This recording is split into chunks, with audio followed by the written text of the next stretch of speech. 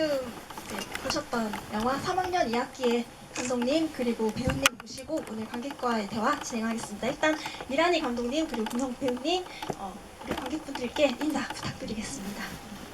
네, 안녕하세요. 저는 3학년 2학기 연출한 이란입니다. 서부산 영상미디어 센터 개관을 축하드립니다. 만나서 반갑습니다. 네, 안녕하세요. 저 성민 역할 맡은 김성국입니다. 만나서 반갑습니다. 저희 혹시 이제 영화를 보시고 뭐 감상이라도 좋고 또 감독님하고 배우님 오셨으니까 궁금한 게 있으시면은 손을 들고 질문을 해주시면 손을 들어주시면 잠시만요. 네, 하시는 분들께 네. 배우들 5명의 사진이 있는 포토카드를 드리도록 하겠습니다. 감사합니다. 네, 영화 울면서 너무 잘 봤습니다. 성민 이제 역할 맡으신 배우님도 오셨는데 그 중간에 이제 수호의 장례식장 장면에 들어가기 전에 성민에게 문자가 오면서 이제 그 시퀀스가 시작이 되잖아요.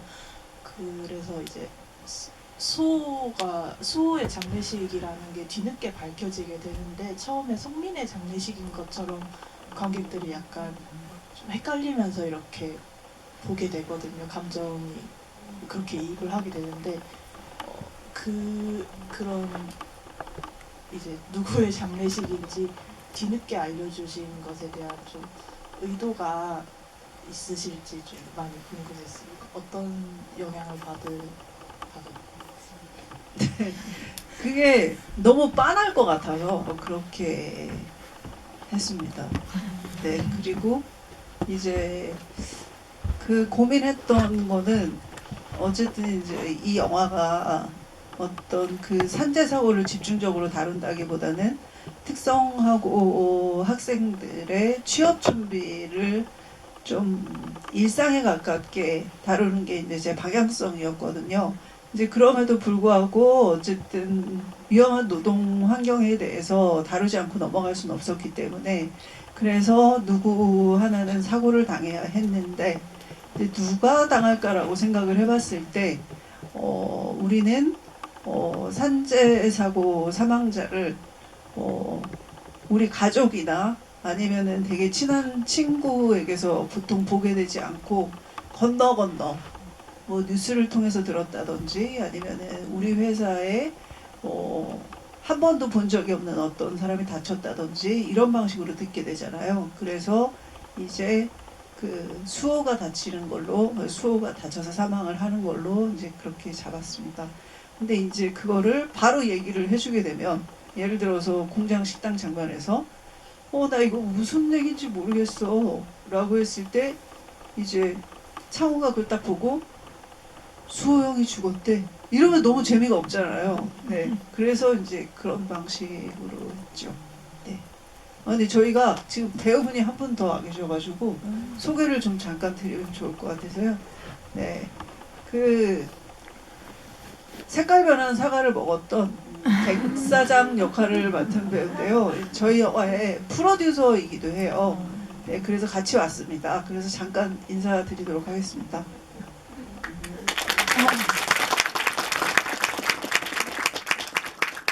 네, 백사장입니다. 감사합니다. 저한테 마이크 주셨으니까 저희가 이제 9월 3일날 개봉해서 네. 저희가 9월 3일날 개봉해서 지금 열심히 달리고 있는데 그 주변에서 좀 더 달리라고 하시네요. 그래서 공동체 상영 이어지고 있고 뭐 그러고 있습니다. 여기 QR 들어가서 보시면요, 저 안에 좀 다소 복잡하긴 한데 저 안에 들어가시면 오픈 채팅방도 있고 그리고 저희가 상영을 지금 계속 어떻게 얘기하고 있냐면 오늘 이렇게 상영 오신 분들이 조금씩 이렇게 이제 또 펀딩을 또 모아주시고 하면은 또 그 비용으로 또 다음 상영을 또 이어가고 또 다음 상영을 하고 그렇게 하고 있습니다. 오늘 쭉 이렇게 진행 보시다가 가마 감독하시면은 보시고서 이렇게 참여도 하시고 또 오픈 채팅방도 참여하셔가지고 또 다음 상영이 이어질수록 함께 해주시면 감사하겠습니다. 이상 백사장이었습니다. 네, 사실 3학년 2학기는 부산 국제영화제에서 발표된 이후에도 그해 부산 국제영화제에서 상을 4개를 받았고요. 그리고 이제 정동진 독립영화제 때도 그 관객분들의 열화와 같은 성원으로 또 상도 받으셨고, 올해도 이제 부산만 말씀드려도 부산 영화평론가협회에서도 심사위원 특별상 받으셨고, 계속 이제 수상을 계속 하고 계시고, 독립영화, 예술영화 뭐 힘들다 이렇게 하시지만 좋은 스코어로 계속 상영 이어가시고 관객평도 되게 좋아서 많이 신나실 거라고 생각하는데, 또 이렇게 여기 오셔가지고 또 열심히 또 홍보하시는 모습을 또 보니까 또 더 힘 보내드리고 싶은 생각도 드는데요. 어떻게 영화를 발표하셨을 때 감독님 이거 잘 될 것 같다 이런 생각이 있으셨는지 궁금합니다. 발표하셨을 때. 아, 네, 발표했을 때요. 사실 그 편집할 때 편집 감독이랑 이제 저랑 한 얘기가 있는데, 이게 재미는 없는데 계속 봐지네요. 이랬거든요, 저희끼리. 그래서 이게 관객들이 보셨을 때 그렇게 재미있게 보실까? 약간 네, 그런 생각은 있었어요. 근데 이제 부산국제영화제에서 첫 상영 때 너무 반응이 확 올라와가지고, 또 이제 부산국제영화제에서 상영을 하면 그 관계자들이 계속 왓챠피디아 평점을 보거든요. 근데 왜냐면 이제 부산국제영화제 팬들은 되게 적극적이어서 바로바로 왓챠피디아에 평점을 올리시더라고요. 그래서 그거를 확인을 하는데 저희가 평점이 너무 높아서 이거 왜 이러지? 왜 이러지? 이러면서 이제 부산국제영화제를 끝냈었죠. 그래서 그 이후로도 또 이제 뭐 무주산골 영화제라든지 다양한 영화제들에 계속해서 불려다니고 상도 타고, 뭐 평론가분들이 주시는 상도 타고, 뭐 이렇게 하다 보니까 지금 상이 한 17개 정도? 네, 그렇게 쌓여서 네, 저희 집에 상이 수북이 축하드립니다. 네, 쌓여 있고, 지금 관객 수가 한 24,000명 정도 됩니다. 네. 네, 우리 독립영화로 10만 한번 가보면 좋겠네요. 네, 김성 배우님께도 오셨으니까 질문 드리고 싶은데요. 어떻게 역할을 맡으려고 하셨을 때 지금부터 좀 준비하셔야 하는 것들이 많았을 것 같아요. 뭐 여기서 보면 지게차 맞나요? 운전도 하시고 이제 이 역할을 맡게 되신 것부터 시작해서 이후 이제 그러니까 이 역할을 맡게 되신 이후부터 이제 또 관객분들 만나시는 요 순간까지 한번 쭉 돌아보시면 어떤 소회가 있으신지 좀 궁금합니다. 이거 하기 전까지는 제가 막 엄청 큰 배역을 맡아본 적이 한 번도 없었는데, 감독님이 저를 뽑아주셔가지고 운이 좋게도, 그래서 감독님 덕분에 좀 많은 관객들도 만나고 좀 많은 배우로서 많은 경험을 하고 있는 것 같다는 생각이 많이 들고요. 또 이 영화가 잘 됨으로써 뭔가 저도 뭔가 배우로서 그냥 제 앞길이 조금 희망이 보인다? 좀 열린 것 같다는 느낌이 들기도 하고, 또 진짜로 또 뭐 관계자들이 이 영화를 많이 보셨어가지고 또 알아보시는 분도 꽤 계셨어가지고 또 덕분에 힘도 많이 받고 그랬던 것 같아요. 근데 영화 준비하면서도 그 아마 모든 배우들이 다 해야 할 것들이 다 있다 보니까 같이 동료 배우들하고 영화 들어가기 전에 지게차 자격증도 따고 같이 이제 현장 나가서 그 실제 장소 로케에서 연습도 해보고 뭔가 그런 식으로 하고 이제 영화를 들어가다 보니까 더 촬영할 때 뭔가 어색함도 없이 되게 여유롭게 잘 할 수 있었던 것 같아요. 네, 감독님 저희가 이 배우들이 그렇게 낯익은 얼굴이 아니어서가 아니라 보면 진짜 현실 어딘가에 학교나 그 직업계 고등학교 근처라든지 어딘가에서 본 것 같은 아이들을 이렇게 골라가지고 이렇게 나온 것처럼 그런 이제 캐스팅이 되게 돋보이는데, 그 배우분들을 이렇게 이제 섭외를 하셨을 때 어떤 기준이나 뭔가 머릿속에 그리고 계셨던 그림 같은 게 있으셨을까요? 뽑아주셨다라고 말씀하셨는데 뽑으실 때 어떤 뭔가 정답이 정답이야라고 생각하셨던 그런 뭐 근거라든지 어떤 느낌이라든지 그런 것들이 있으셨을까요? 네, 일단은 연기를 잘 해야 되고요. 네, 그리고 어차피 이 영화가 그 알려진 배우들을 주연 배우로 캐스팅하는 방향성이 아니고 독립영화 관객분들조차 모르는 얼굴로 그렇게 캐스팅을 할 생각이었고, 그리고 이제 또 한 가지는 배우같이 생기지 않은 얼굴로 아니 근데 이제 배우가 됐기 때문에 배우같이 생긴 얼굴이 됐지만 여하튼 배우같이 좀 생기지 않은 얼굴로 그래도 김성국 배우는 그나마 그 속에서도 좀 배우같이 생긴 쪽에 속하시는 그런 분이셨고 네 그리고 이제 제가 사실 캐스팅을 해놓고 나서 저희 딸이 얘기를 하는 건데 엄마는 왜 눈이 찢어지거나 처진 눈만 그렇게 캐스팅을 하느냐 그렇게 얘기하더라고요. 그리고 실제로 또 확인을 해보니까 대부분 눈이 찢어지거나 아니면 처진 눈이더라고요. 그래서 아, 제가 그런 눈을 좋아하는구나 이런 생각이 들었고, 네 그랬습니다. 그리고 또 이제 배우 캐스팅 할 때 이런저런 이제 살아온 얘기들을 듣게 되는데 좀 그 캐릭터랑 비슷한 면이 있는 배우들한테 아무래도 좀 끌리는 것 같습니다. 그래서 그 주인공 역할을 한 유야 배우도 특성화고를 나왔고 그리고 이제 김성국 배우도 이제 특성화고를 나왔고 그리고 뭔가 불의에 저항했던 어떤 일을 겪으신 분이기도 하시고 또 유야 배우는 오랜 단역 생활 동안 좀 뭐랄까요 그 주요 배역을 하는 배우들을 보면서 느꼈던 감정들 이런 것들이 창우라는 캐릭터랑 좀 맞는 부분들이 있었고 그런 부분들이 있었던 것 같습니다.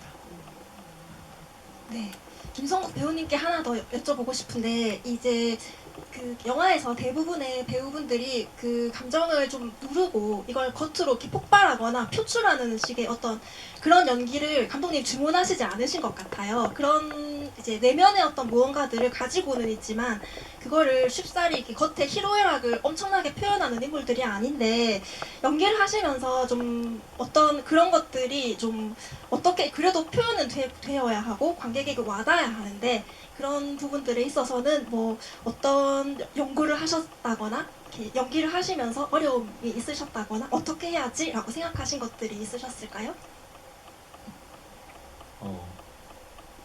감독님이 되게 꾸며서 보내는 연기를 이렇게 좋아하지 않으셔서 근데 저도 막 연기를 꾸며서 한다는 느낌을 하진 않아가지고 그렇게 막 크게 솔직히 막 엄청 어려움은 없었던 것 같아요 준비할 때 근데 이제 영화를 들어가기 전에 이미 사전에 준비 같은 걸 하다 보니까 감독님 다 같이 어떤 연습실 같은 공간을 빌려서 거기서 이제 배우들을 감독님이 다 불러가지고 이제 연극 그런 거 리허설 하는 것처럼 실제로 움직여보고 대사도 맞춰보고 그런 식으로 하다 보니까 그게 좀 촬영 들어가기 전에 그런 연습이 정말 큰 도움이 되었던 것 같아요. 그러면서 캐릭터 구축도 되고 감독님과 이제 그런 연습이 끝난 후에도 이렇게 얘기를 나눌 수도 있고 하다 보니까 저는 그 기간에 좀 캐릭터를 많이 잡았던 것 같고 그러면서 성민이의 어떤 전사 같은 것도 감독님한테 물어보면서 이렇게 같이 잡아보면서 해보니까 오히려 촬영에 들어갈 때는 더 편안하게 연기할 수 있었던 것 같아요. 네. 혹시 네 객석에 여기 노란 그 코트 외투 입으신 분? 네.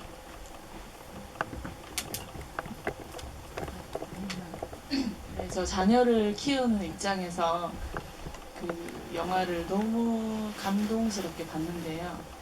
집에서 보이는 우리 자녀와 이렇게 사회의 첫걸음을 지금도 제 감정이 너무 주체가 안 되는데 엄마 눈에 보이지 않는 우리 자녀가 걸어가야 되는 그 길이 그 작업장의 불안불안한 그런 작업장 분위기와 우리 자녀의 미래가 이렇게 맞닥뜨리는 그런 그 부분이랑 그리고 창호의 눈에는 성민이가 너무나 완벽해 보이고 따라갈 수 없을 정도로 대단해 보이는데 그런 성민이조차 사회에 나와서 그 위태로운 오토바이를 타고 가는 그런 불안한 미래를 이렇게 바라다 보면서 부모의 입장에서 마음이 너무나 안타까웠거든요. 궁금한 건 감독님께서 특히나 또 따님을 키우신다 하시는데 이 영화를 제작하게 된 동기가 너무나 궁금해서 말씀 여쭙고 싶습니다. 네, 동기는 그 첫 번째 장편 영화가 휴가라는 작품인데요. 이제 그 작품을 한참 시나리오를 쓸 때 TV에서 실습생들 사망 사고 뉴스가 계속해서 나왔어요. 근데 이제 첫 번째 장편 영화도 나름 노동 영화였기 때문에 이제 이 문제를 그냥 지나칠 수가 없어가지고 그 영화 속에 공장으로 일을 하러 오는 고등학생 장면을 짧게 넣었거든요. 근데 이제 그 장면 때문에 이제 이런 자리에서 그 실습생의 유가족들과 만날 기회가 생겼어요. 그리고 이제 그것과 관련된 책도 추천받아서 또 읽게 됐고, 그리고 이제 그때 당시에 제가 좀 관심을 가졌던 부분이 뭐였냐면은 그 계급의 세습? 그러니까 그 어렸을 때 어떤 부모를 만나는가, 이제 이것과 관련해서 관심이 많았기 때문에 직업계고 학생들 얘기를 하면은 제 그 문제의식을 좀 보여줄 수 있을 것 같다. 그런 생각으로 했었고, 그리고 이제 그 자식과 연관해서 한번 말씀을 드리자면, 제 딸이 지금 25이긴 한데, 근데 얘가 그 중학교 때까지는 제가 이 아이가 만나고 있는 세계를 제가 잘 알고 있다고 생각을 했어요. 근데 한 고등학생 때쯤 되니까 아, 나는 완벽하게 모르는구나. 그러니까 얘가 어떤 세상을 살고 있는지 나는 알 수 없구나. 얘가 어떤 사람을 만나고 어떤 시스템 속에서 적응을 하고 있고 이런 문제를 난 전혀 알 수 없구나. 그런 생각이 들었고, 그리고 또 제가 지역에서 이제 노동 다큐를 찍는 프로젝트가 있는데 거기서 롯데칠성 음료 배송기사로 일을 하는 분 다큐를 찍은 적이 있거든요. 근데 이제 그분의 다큐를 이제 다 찍고 편집도 잘 하고 상영을 앞둔 시점에서 그분이 그 다큐를 이제 보시고 나서 한 장면을 빼달라고 했어요. 이제 그 장면이 뭐였냐면은 그 배송 기사를 하다 보면은 자기가 이제 물건을 넣는 그 가게 있잖아요, 업체. 거기서 뭔가 비상식적인 일들을 시키기도 하는 거예요. 근데 그 중에 한 가지가 뭐였냐면은 취객이 이제 똥을 싸놓고 갔는데 그거를 치워달라고 하는 요구였거든요. 그래서 자기가 똥도 치운다. 이런 이제 인터뷰를 한 적이 있어요. 근데 그걸 빼달라는 거예요. 그래서 저는 생생하고 되게 좋은 인터뷰라고 생각했거든요. 그래서 왜 빼달라는 거냐? 그랬더니 아버지가 보러 오실 거다. 그래서 창호도 저는 좀 그런 심정이지 않을까? 그러니까 사실 뭐 자식이든 부모든 가족한테 내가 되게 힘들게 일하는 모습을 누가 보여주고 싶겠어요? 그래서 자꾸 안 보여주는 것 같고, 이제 그러다 보니까 가족들끼리도 각 가족 구성원들이 각자 일을 하는 현장에서 어떤 어려움을 겪는지 서로 잘 모르는 상태로 지내는 것 같습니다. 네. 네.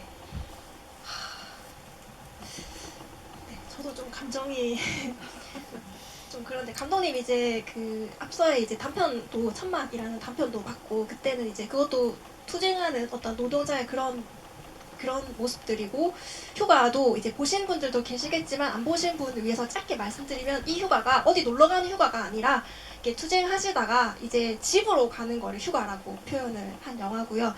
이제 노동에 꾸준히 이렇게 관심을 가지고 영화를 만들어 오셨는데 네, 그 모두에게 처음이 있잖아요. 저는 영화를 보면서 이게 직업계와 그리고 인문계 이렇게 나누어서 보이는 게 아니라 모두가 사회로 나가는 첫걸음을 내딛는 그 순간을 갖고 있는 모두가 공감할 수 있는 그게 실업계와 인문계를 떠나서 그 세상이 참 그 여기 그 창호를 평가하는 이야기를 보면 느리다라고 하는데 이 뭐 한 2주 실습을 그렇게 하는 것 같은데 그 사이에 솔직히 뭐 아르바이트를 해도 뭐 얼마나 능숙하게 할 수 있겠어요. 근데 이걸 느리게 뭐 이제 친구는 그게 좀 재미있는 친구는 이제 뭐 느리면 느리다고 뭐라 하고 빠르면 빠르다고 뭐라 한다라고 하는데 세상이 너무 이 사회에 나온 사람을 기다려주지 않는다는 생각이 많이 들었어요. 영화를 보면서. 감독님은 이렇게 이런 캐릭터들을 구축하시면서 어떤 이제 입장 마음으로 그 캐릭터를 만드셨는지도 좀 들어보고 싶습니다. 아, 그 학생들 캐릭터요? 일단 창호 같은 경우에는 저랑 좀 비슷합니다. 그러니까 저도 뭘 배울 때 되게 느려요.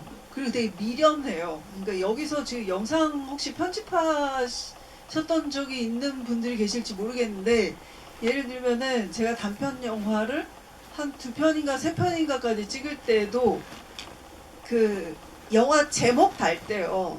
그때 이렇게 영화 제목을 글씨를 딱 이렇게 써가지고 화면 중앙에 놓는 버릇이 있거든요, 제가. 근데 그거를 이렇게 기계적으로 매뉴얼로 할 줄을 몰라가지고 어떻게 했냐면 모니터에 자를 놓고 이렇게 재가지고 했습니다. 이 정도로 되게 좀 미련한 사람이거든요. 그리고 이제 새로운 것을 금방금방 잘 못 배우는 사람이고, 창호는 좀 그런 사람이라고 생각을 했고, 이제 창호가 그런 사람이어야 하는 이유는 뭐냐면은, 예를 들면 성민이처럼 뭔가 되게 잘하고, 그런데 뭔가 이렇게 정의를 부르짖고 딱 때려치고 되게 멋있잖아요. 근데 이렇게 되면은 영웅서사가 됩니다. 네. 그런데 이제 창호는 영웅 같은 지점이 전혀 없는 사람인 거예요. 일부러 이제 그런 사람을 주인공으로 했습니다. 왜냐면 이제 제가 하려고 했던 얘기가 뭐냐면, 별로 특별할 것이 없는 사람도 나름 그가 노력을 하고 있고, 그런 작은 성장에도 우리가 충분히 가치가 있다라고 말을 해줄 수 있었으면 좋겠다. 이게 주제의식이었기 때문에 이제 주인공 캐릭터는 그렇게 만들었고, 그리고 이제 주변의 다른 학생들 캐릭터는 취재를 하는 과정에서 되게 여러 가지 캐릭터의 아이들이 있더라고요. 그 아이들을 좀 배치를 시켜서 여러분들이 이 영화를 보시면서 직업계고 학생들을 좀 생생하게 살아 숨쉬는 학생들로 받아들이실 수 있었으면 좋겠다라고 생각을 했습니다. 그리고 이제 공장의 어른들이 나오잖아요. 근데 그 어른들을 좀 특별히 악당으로 그리지 않고 어떤 시스템 속에서 그냥 그 한계 안에서 나름 애를 쓰고 사는 사람들, 그렇게 그리려고 했습니다. 그건 선생님도 마찬가지고. 네, 그렇게 해서 한번 해보았고요. 그리고 이제 엄마 캐릭터 같은 경우에는 어쨌든 그녀 입장에서 봤을 때, 그러니까 창우 입장이 아니라 그녀 입장에서 봤을 때, 남편이 아이들이 아직 어렸을 때 에어컨 설치 기사를 하다가 추락사로 사망을 했고, 그리고 이제 남자애들 셋을 혼자 키워야 되는 입장에서 자연스럽게 장남한테 의지할 수밖에 없고, 장남을 이 가족을 이끄는 파트너로 생각할 수밖에 없고, 그랬을 거라고 생각을 했고, 그리고 장남도 그 역할을 나름 자기 자신의 자부심의 원천으로 생각하고 집안에서 자기 역할을 해왔다고 생각했거든요. 그 정도의 어떤 파트너십이 있는 그런 엄마로 한번 생각을 해봤습니다. 네, 창호가 너무 착해요. 이제 손 다친 거도 이렇게 안 보여주고 싶어가지고 집에서도 감추고, 정말 착하다고 제가 개인적으로 느꼈던 거는, 엄마가 그 팔 한쪽이 불편한 걸 모르니까 엄마는 이제 이사 가야 된다고 짐 정리하실 때 그 맨 꼭대기에 있는 거 내려달라고 할 때 소리 한번 지를 법 하잖아요, 그때. 근데 소리 안 치고, 그게 최대 어떤 자신의 그 불만을 그냥 엄마가 하라고 말하고 그냥 가버리고, 문도 그렇게 엄청 문이 깨질 것처럼 꽝 닫지도 않아요. 그냥 닫고 들어가는데, 진짜 착한 아들이구나, 진짜 착한 아이구나라고 생각했거든요. 사실 저도 그렇게 살아왔습니다. 제가 가족들한테 이렇게 소리를 지른 적이 없거든요. 근데 여러분들도 가만히 생각을 해보시면 그 가족한테 그렇게 감정을 확 드러내고, 그것도 어떤 그 굉장히 부정적인 감정을 드러내신 적이 많지 않으실 거예요.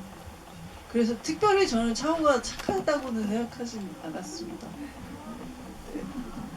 네, 치료가 좀 거울 치료 되는 것 같은데 뭐 그렇잖아요. 엄마 아무것도 몰라 하고 문 꽝 닫고 들어가는 그런 이제 그 흐름은 너무나 이렇게 그냥 상식적으로 그냥 생각해버릴 수 있는 그런 것 같은데, 창호는 단 한 번도 엄마한테 소리를 안 치더라고요. 그리고 이제 그 둘째도 공부하는 게 엄마가 유세야라고 했지만 그 정도면 되게 착하고 이렇게 알아서 열심히 하는 그런 아이라서, 엄마가 유세라고 했지만 참 이제 그냥 보기에는 아들 셋인 집이면 좀 엄마가 혼자 이렇게 건사하시면 힘들 거라고 생각하는데, 그냥 알아서 잘하는 그런 착한 아이들을 이렇게 스크린으로 보게 돼가지고 되게 저는 이제 자식된 입장으로 많은 반성을 했습니다. 저는 그런 자식은 아니었던 그런 자식들 중에 하나는 아니었던 것 같아가지고 혹시 객석에서도 질문이 있으신가요? 또 네 여기 이제 그 초록색 모자 쓰신 네. 아니 안녕하십니까. 영화 잘 봤습니다. 그거 김상욱 배우님한테 묻고 싶은 게 있는데 그 노무사님한테 그 얘기하고 이제 일을 그만두시는데 뭐 실제적으로도 부당한 대우를 조금 받았다고 아까 얘기하셨는데 그때 느낌이 어떠셨는지 궁금하고 그리고 혹시 이제 이 작품으로 첫 이제 하신 것 같은데 차기작도 혹시 준비하고 있으신 게 궁금합니다. 그 차기작은 영화 끝나고 몇 개 찍긴 했어가지고 근데 아마 제가 독립영화는 그 단편을 찍어서 그게 위장센이랑 이렇게 전북 독립영화협회에서 영화제 이렇게 몇 군데 돌긴 했었는데 지금은 아마 보실 수 없을 것 같고 아마 내년에 나오는 드라마나 영화 보다 보시면 제가 알기 좋게도 그 상업으로 찍어가지고 드라마에도 나오고 아마 이렇게 잘 보다 보시면 그래도 잠깐 나오는 건 아니고 그래도 조금 비중이 있는 걸로 나오니까 그럴 것 같고요. 늘 가장 최근작은 혹이라고요. 그 그거는 단편 영화인데 네, 영화제를 좀 다니고 있습니다. 맞아요. 그냥 아마 몇 군 영화제에서 될 것 같긴 한데 아직 확실하진 않아서 그건 잘 모르겠어요. 제가 부당한 대우를 받아서 그랬던 거는 이게 너무 개인적인 거여가지고 너무 이렇게 명확하게 말씀을 드리기는 좀 어렵지만 그랬을 때의 느낌은 처음에는 저도 되게 뭔가 좌절하고 감정적으로 처음 느껴보는 기분이었어요. 근데 그게 이제 제 성격일 수도 있는데 좀 그렇게 항상 긍정적이었던 내가 되게 부정적으로 생각을 가지고 있었던 시기에 뭔가 그런 감정을 느끼다 보니까 뭔가 제 스스로 자신한테 너무 화가 나가지고 뭔가 이것 때문에 내가 뭘 안 해야 되나? 이것 때문에 뭘 그만둬야 되나? 뭔가 이런 어떤 복수심 같은 게 갑자기 미친듯이 올라와서 그래서 그게 좀 성민이랑 좀 비슷했던 것 같은데 근데 저는 성민이보다 좀 과하게 좀 저의 모습이 좀 과했던 것 같은데 근데 그 방법이 뭔가 저한테는 맞을 것 같고 뭔가 그렇게 해야지만 뭔가 제 그 어떤 분 같은 게 다 풀리고 원래 일상으로 돌아갈 수 있었을 것 같다고 느껴서 그래서 그렇게 하고 나니까 또 지금은 정말 다 회복하고 또 원래대로 돌아와서 성민이가 다시 일을 했던 것처럼 그렇게 지금의 꿈을 향해 달려가고 있는 것 같아요.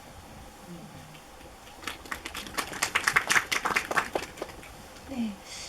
앞에 이제 관객분께서도 말씀을 해주신 부분도 있는데 그 영화에서 계속 불안한 느낌이 들잖아요.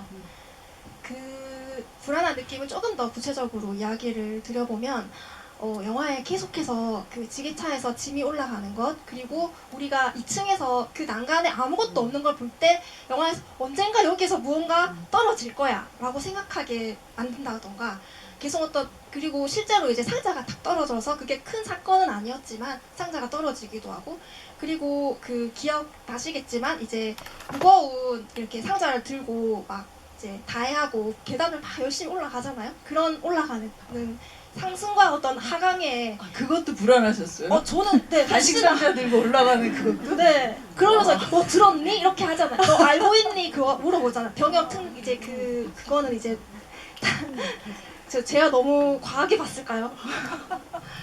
계속 어떤 영화에서 그 공장 안에 있는 안에서는 계속 그런 어떤 불안이 계속 도사리고 있고 그 장면들을 구성하실 때 이런 움직임들 특히 올라가는 것 내려가는 것 그리고 막 금속이고 불꽃이 튀고 이런 이미지들 그리고 계속해서 그 창호에 손을 보여줍니다.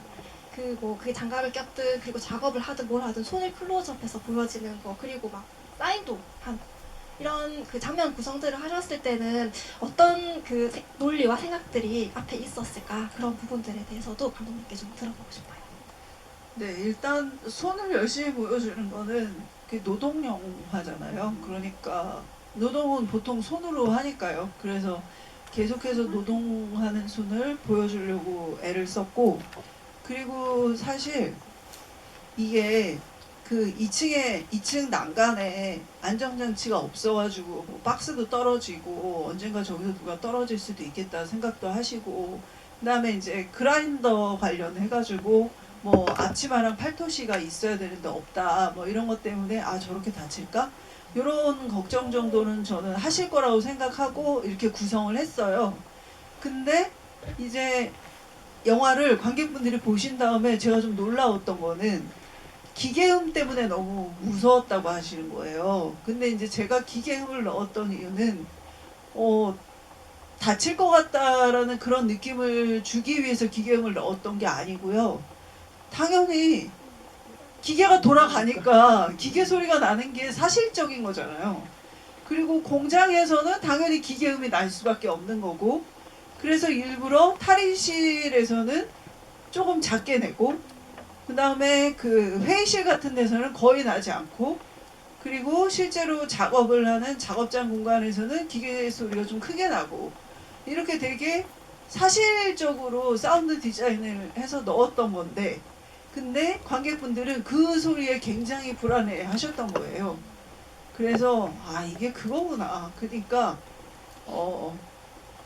공장을 잘 모르는 관객분들이 많으시고, 그러니까 익숙하지 않은 기계음이 되게 위협적으로 느껴지고, 그리고 또 우리가 극장 밖에서 노동 현장에서 어떤 일이 벌어지고 있는지를 대부분 아시고 있기 때문에, 그래서 이 영화가 유발하는 긴장감 이상으로 현실을 아시기 때문에 이미 머릿속에서 돌아가고 있는 긴장감이 또 다른 한 축으로 작용을 하고 있구나, 그렇게 생각을 했습니다. 이제 어떤 분들은 노동 스릴러다 막 이렇게까지 말씀하시더라고요.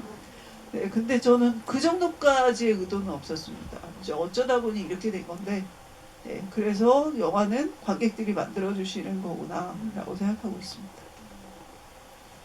네, 혹시 또 네, 저기 먼저 손 드신 붉은 모자 쓰신 네, 좋은 작품 잘 봤습니다. 영화 좋았던 부분은 좀 초반에 보면 영화 밥 먹고 나서 휴게실 사실에서 이제 사람들이 점심시간에 잠을 자잖아요. 정말 사실적이면서 웃음이 나오더라고요. 그 부분이 정말 재밌었고요. 외적인 부분인데 현장 섭외 로케이션 어떻게 하셨는지 그게 좀 궁금하고요. 공장 같은 경우에 좀 험하고 좀 위험한 공간이기 때문에 그게 좀 섭외가 잘 안 되지 않았을까라는 생각이 들어서 그 부분을 어떻게 현장을 구하고 또 영화를 찍으셨는지 그 부분을 좀 궁금했습니다. 네, 일단 휴게공간 관련해서 말씀을 드리면은 지금 여러분들이 보신 이 버전의 영화 말고 그 전 버전의 시나리오가 있는데, 그게 이제 그 대기업의 하청업체에 있는 청년 노동자들 그 사이에 실습생들이 들어가면서 벌어지는 얘기였거든요.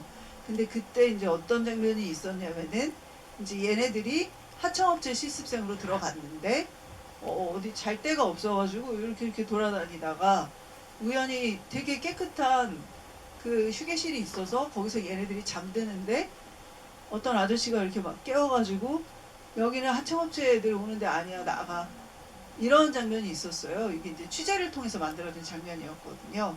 근데 이제 그게 여기까지 이제 남아서 그 휴게실 장면이 있는 건데, 그 쿠팡에서 일하셨던 분들은 쿠팡의 휴게실 풍경과 되게 비슷하다고 말씀하시더라고요.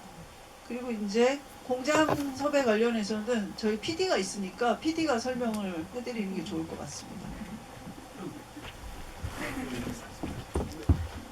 보통 이런 질문을 네, 보통 섭외를 어떻게 하냐 이런 질문들을 이제 이런 작업을 하시는 분들이 많이 여쭤보시는 것 같아요.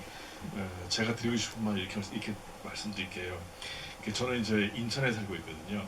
그러니까 저희가 작업할 때는 인천에서 주로 작업하는데 이렇게 로케이션 섭외할 때는 항상 지역사회에 많이 도움을 받죠.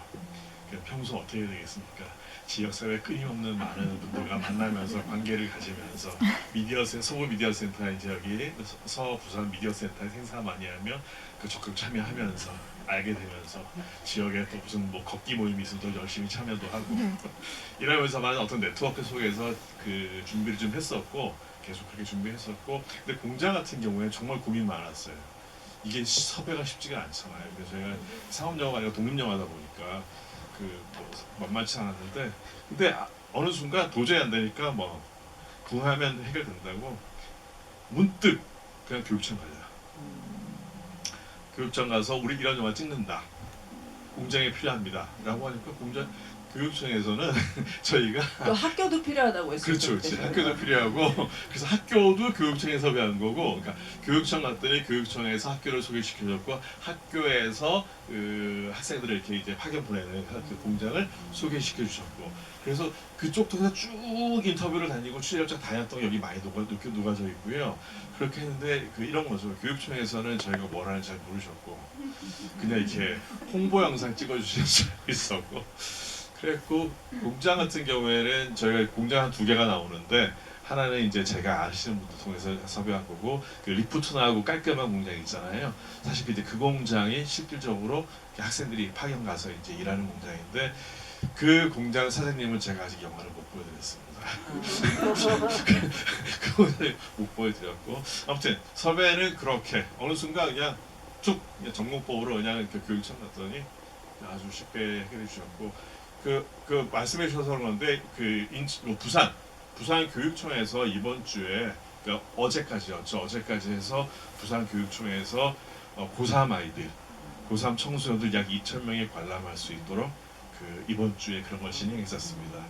부산 교육청에 가장 큰 일을 해주셨어요. 감사합니다, 부산 시민 여러분. 네, 그 공장, 그 리프트 입구 그 공장 사장님이 실제로 저희가 갔을 때 노랗게 변색된 사과를 드셨습니다. 그래서 그걸 보고 저희가 이제 영감을 얻어서, 네, 우리의 백 사장이 창우 앞에서 그 창우가 근로계약서를 쓰는 그 불편한 시점에 굳이 색깔 변한 사과를 먹어서 창우를 더 힘들게 하는, 네, 그렇게 한번 연출을 해봤습니다. 네, 근데 특별히 영화에서 사장님에 대한 어떤 선악을 판단하기는 쉽지 않은데, 갈변한 사과를 먹고, 그리고 이제 그냥 뭐 사인해 이렇게 안에 그 내용도 볼 수 없도록 그렇게 막 위압감을 주셨는데, 그 갈변한 사과를 먹는 것은 이제 실제 에피소드에서 실제로 보시고 이제 그 영화에 가져오신 장면이군요. 네, 혹시 또 그 외에 영화에서 이제 실제에 있었던 일들 중에서 영화에 가져오시게 된 그런 또 그 모티브가 된 그런 이제 경험이 있으실까요? 네, 꽤 많죠. 그러니까 창우라는 캐릭터를 만들고 또 다른 학생들 캐릭터를 만들면서 사실은 성민이라는 캐릭터 외에는 다 취재해서 가지고 온 거예요. 성민이는 저의 판타지입니다. 왜냐하면은 제가 만난 학생들 중에서 실습 중에 뭔가 회사에 싫은 소리를 한 학생들은 없었어요. 그럴 분위기가 아니라고 했고, 왜냐면은 사실 상사가 어른이잖아요. 그러니까 우리가 보통 20살이 넘어서 직장에 들어가면은 성인과 성인이 만나는 거잖아요. 근데 이제 실습생들 같은 경우에는 청소년들이 어른인 상사를 만나는 거잖아요. 그래서 더 바른 말하기가 좀 힘든 상황이죠. 근데 이제 제가 취재를 하는 과정에서 전국 특성화고 노동조합 인천 지부 분들을 만났는데, 이제 그분들한테 실습생들에 대한 영화를 찍을 건데 당신이 원하는 게 있으면 내가 반영을 하겠다. 꼭 넣어줬으면 좋겠는 장면 같은 게 있으면 한번 얘기를 해봐라.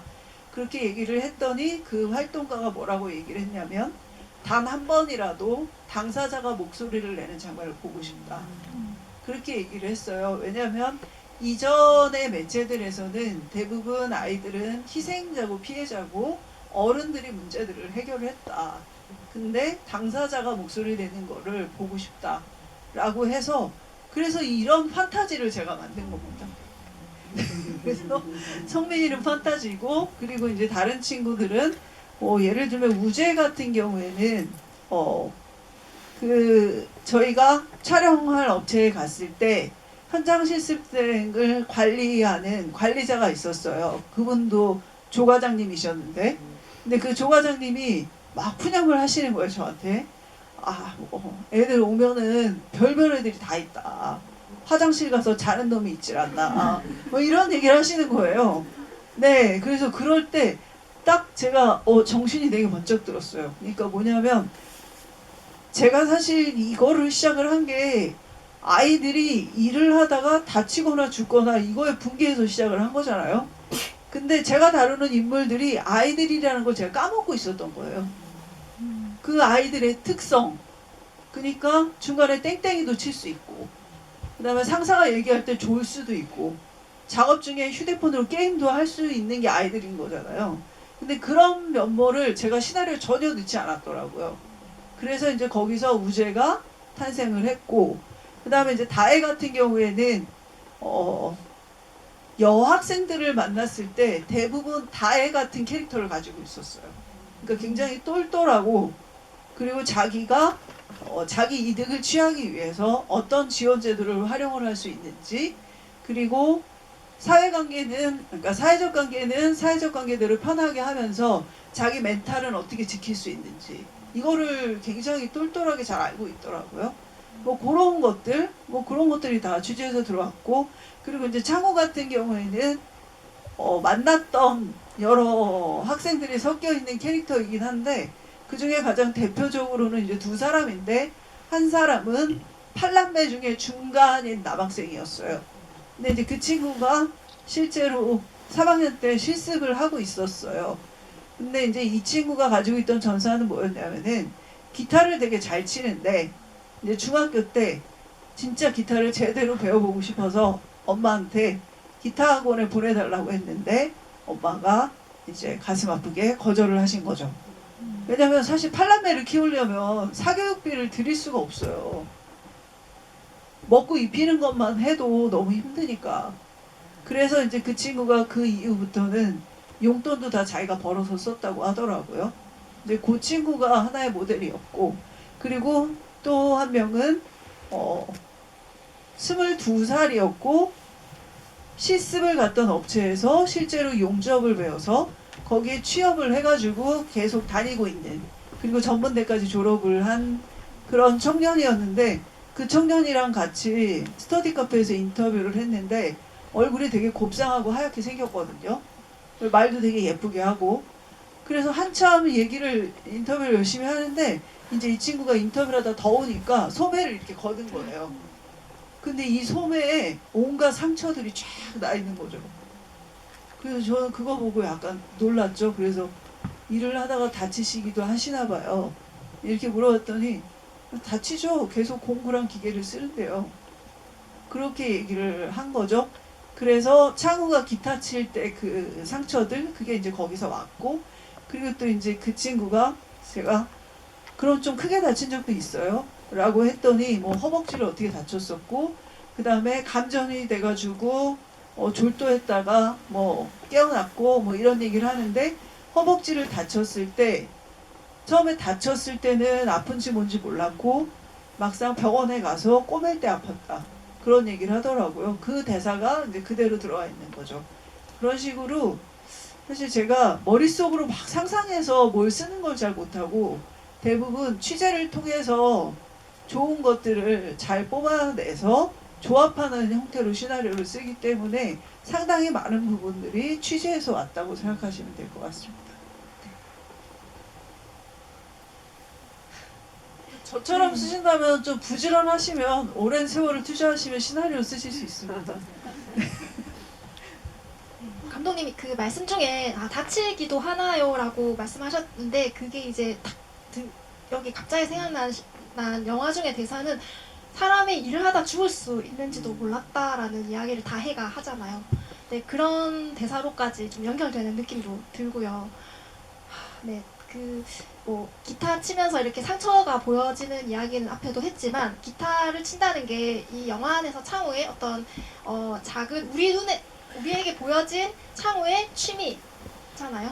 그래서 이게 맨 처음에는 엄청 이제 좀 많이 서투른데 조금씩 이제 그 장례식에 다녀와서 또 칠 때는 조금 더 나아지는 것 같고, 그리고 마지막에도 이제 그 이제 BGM으로 나올 때는 조금 더 나아진 것 같고 계속 어떤 우리가 이제 갖고 있는 일반적인 어떤 인식에는 뭐 인문계 고등학교를 나와서 대학을 가고 그 다음에 취업을 하고 이런 하나의 어떤 그 우리가 알고 있는 그 일반적인 길이 아닌 다른 길로 가서 살고 있는 사람도 나름대로 자기 삶을 꾸려가고 있고 그 사이에 취미도 갖고 있다 이런 느낌을 주는 거였고 그 전작인 휴가에는 제가 기억하고 있는 게 틀리지 않았다면 감독님이 음악을 안 쓰셨던 걸로 기억이 되는데 여기에서는 물론 이제 그 영화 안에 디질시스 공간 안에 있는 음악이지만 음악을 쓰셨고 그리고 또 그 음악이 그 디질시스 공간 바깥으로도 나가게 되는데 이 어떤 기타라든지 그리고 음악에 대해서도 좀 이야기해 주실 수 있는 부분이 있을까요?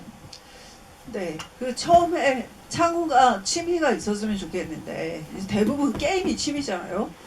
근데 이제 영화에서 남자 고등학생이 휴대폰 들여다보면서 게임하는 거는 너무 영화적으로 재미가 없고 그래서 뭘 하지 생각을 하다가 제가 이전에 기타 공장에서 해고된 노동자들 취재를 굉장히 오래 했기 때문에 그냥 자연스럽게 저는 기타 생각이 났던 것 같아요. 그리고 또 저희 오빠들도 내내 고등학교 때 기타를 치고 있었거든요. 그래서 이제 기타가 들어왔는데 이거 가지고 이제 저희 각색 작가랑 얘기를 좀 많이 했었거든요.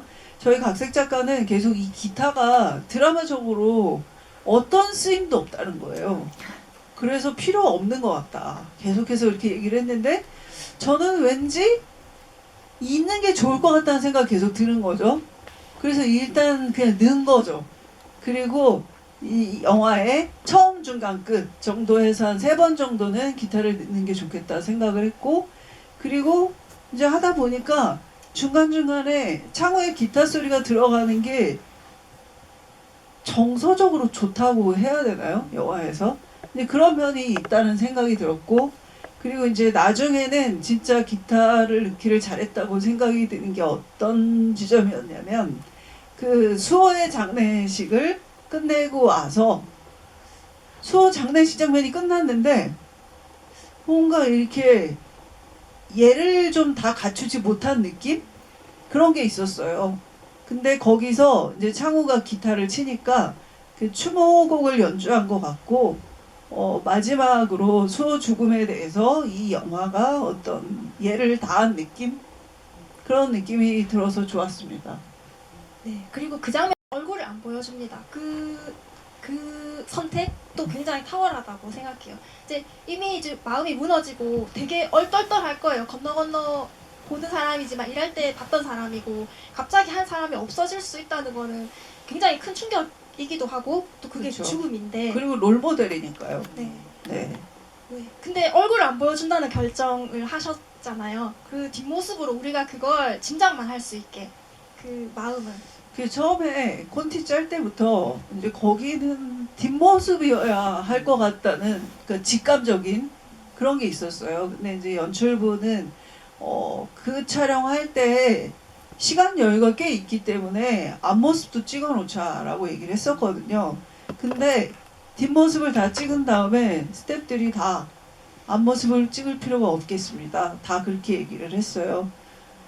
근데 그게 왜 그랬을까 모르겠는데 아마 다들 그냥 직감적으로 그렇게 여겼던 것 같고 근데 이제 편집하면서 제가 느꼈던 건 이 영화가 창호가 주인공인 영화잖아요. 근데 수호의 죽음을 마무리하는 그 컷에서는 주인공도 낯짝을 드러내지 말자. 적어도 이 부분까지는 그렇게 가야 한다. 그런 게 아니었을까? 네, 그런 생각이 들었습니다.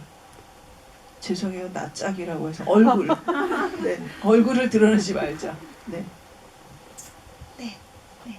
아, 네. 또 그 장면 생각하니까 저도 마음이 좀 평정을 찾기 어려운데 혹시 또 객석에서 궁금하신 네 여기 네.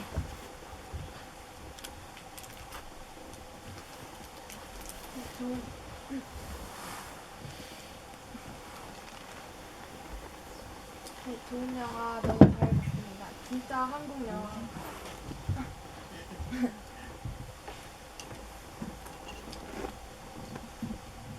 네, 좋은 영화 너무 잘 봤고 진짜 한국 영화 같다라는 생각이 계속해서 들었고 감독님께 궁금한 건 이제 다혜나 이제 창호 같은 캐릭터도 있는데 왜 성민이가 그런 정의를 실현했을까라는 게 보면서 너무 궁금했었거든요. 왜냐하면 좀 똘똘한 다혜가 얘기를 하거나 아니면 주인공인 창호가 좀 어떤 결심을 하고 이제 정의를 실현할 것 같다라는 예상을 했었는데 반면에 성민이가 그렇게 하니까 좀 아까 감독님 얘기를 듣고 이제 김성국 배우님의 경험에서 나온 건가 아니면 처음 시나리오 때부터 그렇게 정했던 건가 이게 궁금증이 들었습니다. 네, 처음 시나리오 때부터 그렇게 정했던 거고요. 근데 김성국 배우 만났을 때 김성국 배우가 뭔가 부당한 것에 항의했던 어떤 그 경험을 얘기를 했을 때 되게 성민이랑 맞닿는 측면이 있네.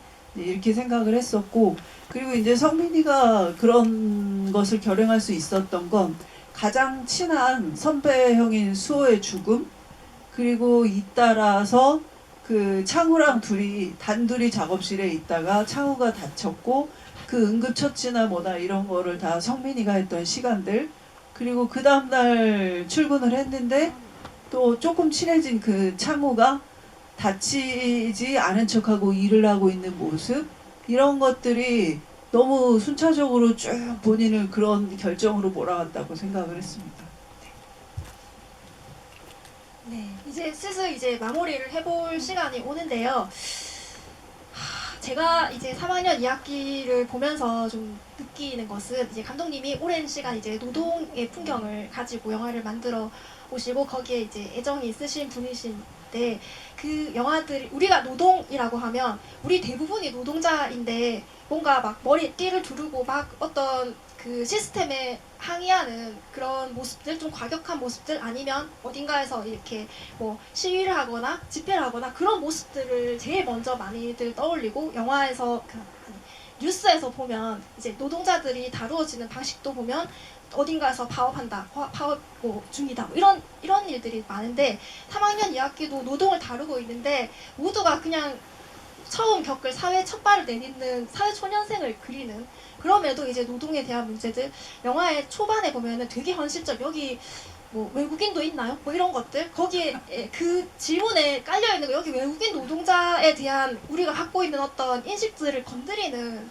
이야기이기도 하고 굉장히 현실적이면서도 이렇게 우리에게 어떤 노동에 우리가 모두 노동자이지만 그거에 대한 인식을 이렇게 잘 연결시키지는 못하는 것 같아요. 노동자는 어떤 텔레비전 안에 있는 뭐 다른 존재이고 뭐 머리에 띠를 두르고 뭔가 어딘가에서 뭐 불만의 목소리를 외치는 그런 사람들이라는 인식을 갖고 있는데 아마 3학년 2학기를 보신 분들은 그렇지 않고 그냥 내 주변에 있는 내 주변에 있는 평범한 사람들이라는 생각을 하게 만드는, 자연스럽게 하게 만드는 영화라는 생각이 들고, 그래서 이란희 감독님의 다른 영화들도 너무나 이제 소중하지만 이 영화가 갖고 있는 여러 가지 성취들 중에 하나는 그런 데서 오는 사람들의 어떤 공감과 인식 같은 것들이 아닐까 싶어요.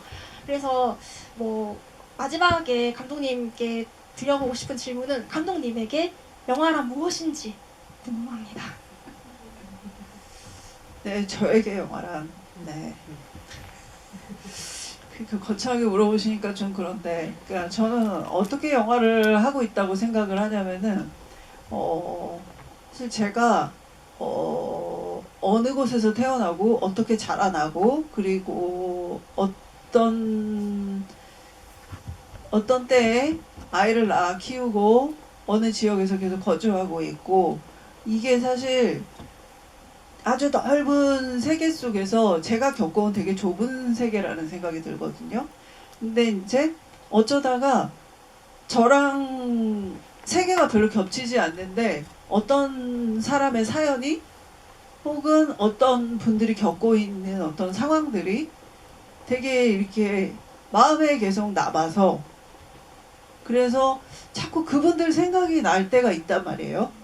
그래서 이제 그분들에 대해서 다른 분들에게 들려주기 위해서 제가 그분들에 대해서 조금 더 많이 알려고 애를 쓰고, 그분들 옆에서 조금 더 많이 지켜보려고 애를 쓰고, 그리고 그거를 사실 그분들은 저보다는 전달력 있게 잘 전달 못 하시니까 제가 좀 조리 있게 구성해가지고, 그리고 좋은 배우들을 캐스팅해서 그들이 그분들을 대신 이제 관객분들과 만날 수 있게끔 해주는 그런 일을 하는 게 이제 저한테는 영화인 것 같고요. 그래서 우리가 다 같은 세계에 살고 있지만 매 영화를 한 편 한 편 만들 때마다 조금 다른 세상을 살고 있는 그분들의 세상을 이해할 수 있게 되는 그런 게 저한테는 영화인 것 같습니다. 근데 여러분들이 영화를 보시는 경험도 그런 것들이잖아요. 전혀 알지 못했던 어떤 세계를 2시간이나 뭐 2시간 20분, 100분 이런 시간 동안 보시면서 그 세계에 대해서 알게 되고 그 사람에 대해서 알게 되고 뭐 그런 시간이 바로 영화를 보시는 시간이잖아요. 영화를 만드는 제 입장에서도 그런 것이 저한테는 영화입니다. 네, 김성국 배우님도 이제 마무리를 하면서 배우님께 영화란 어떤 것인지 너무 아카데믹한 질문이긴 한데요. 네, 궁금합니다. 출세 지름길인가요?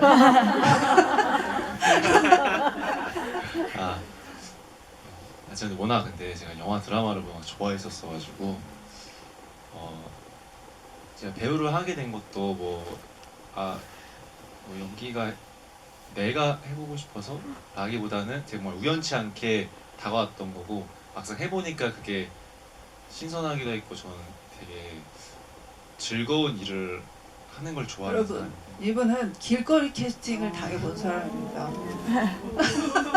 하여튼 뭐 그렇게 시작을 했지만 그게 이제 근데 이 연기가 너무 재밌어서 지금까지 쭉 하고 있는 것 같아요. 저는 그리고 또 즐거움을 너무 좋아하는 걸 사람으로서 계속 하고 있고 또 해보니까 이게 더 잘해보고 싶은 거랑 욕구도 생기고 그래서 영화도 너무 좋아서 특히나 독립 영화를 제가 이 영화 이거 촬영하면서 거의 잘 알게 된 것 같아요. 이 영화를 촬영하면서부터.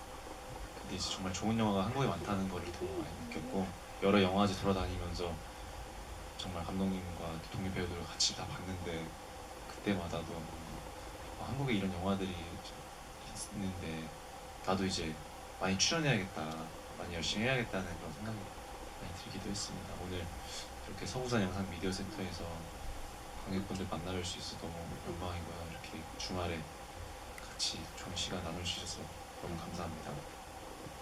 맞다. 그리고 제가 차기작을 그냥 이렇게 얼핏 보면 나온다고 말씀드려서 제목을 말씀 안 드린 것 같아가지고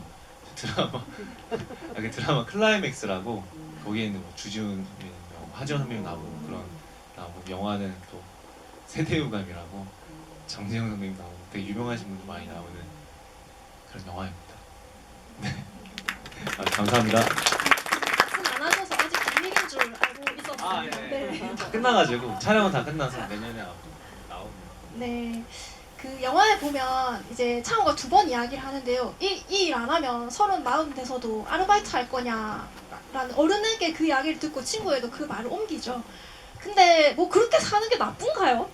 여기 이제 앞에 꿈을 꾸고 근데 계시는 저희 각색 작가가 저한테 그렇게 얘기했습니다. 네. 네, 그렇게 살 수 있다. 난 그렇게 살고 있다. 네.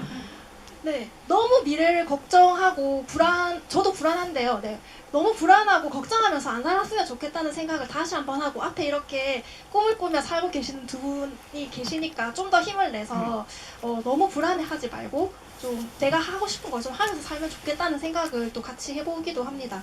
서부산 영상 미디어 센터 개관하고 개관 영화 이제 리스트 중에서 이렇게 휴가가 있는 게 참 의미가 있다는 생각이 들어요. 3학년 이야기. 네, 3학년 2학기. 죄송합니다. 네. 3학년 이제 강을 건너지 않고도 이 지금 독립영화 중에 제일 유명한 영화 그리고 제일 지금 많은 관객의 관심을 받고 있는 영화를 상영을 강을 건너지 않고도 서부산 영상 미디어 센터에서 볼 수 있다는 점 그리고 이 영화가 인천에서 만들어진 독립영화라는 점 그리고 부산에도 여러분 독립영화가 있고요. 영화를 많은 창작자들이 열심히 만들고 있습니다. 언젠가는 이 좋은 예쁜 공간에서 부산 독립영화도 좀 상영하고 싶다는 생각이 드는데요. 마지막으로 이제 그 관객분들께 두 분 이제 굿바이 인사 한번 해주시는 걸로 마무리 자리 해보겠습니다. 네, 서부산 영상 미디어 센터에서 이렇게 개관 너무 축하드리고요. 이렇게 관객분들 만나뵐 수 있어요. 아까 제가 한 것 같아요. 아, 네. 근데 진짜 네, 이제 곧 크리스마스잖아요. 크리스마스 때 즐거운 시간, 또 행복한 시간 보내시고 또 연초에도 다들 멋지게 힘내시길 바라겠습니다. 화이팅입니다. 감사합니다. 제가 잘못했네요. 감독님께 네. 네, 저 처음 와봤는데 이게 객석이 몇 석 안 되지만 객석의 이 면적에 비해서 스크린이 굉장히 크거든요. 그래서 영화 보기에 굉장히 좋은 환경이라는 생각이 들고요. 그리고 제가 지금 3학년 2학기로 GV를 꽤 많이 했는데 가장 성능이 좋은 마이크입니다. 네, 말하는 사람이 가장 긴장되지 않는 소리. 네, 제가 요즘 마이크 공포 때문에 말을 할 때마다 목소리 계속 떠는데 오늘은 되게 편안하게 할 수 있었습니다.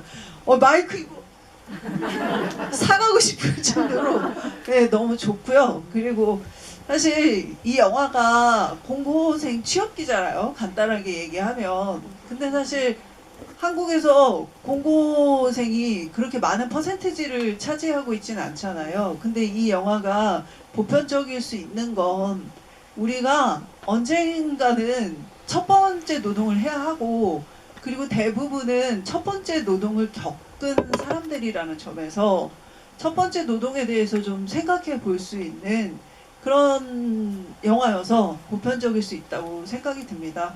그래서 영화 보시고 나서 아유 저 애들 불쌍해서 어떡해 이렇게만 생각하지 마시고 좀 넓혀서 해석해서 영화를 읽어내 주셨으면 하는 바람입니다. 네, 서부산 영상미디어센터 번창하시기를 바라겠습니다. 감사합니다.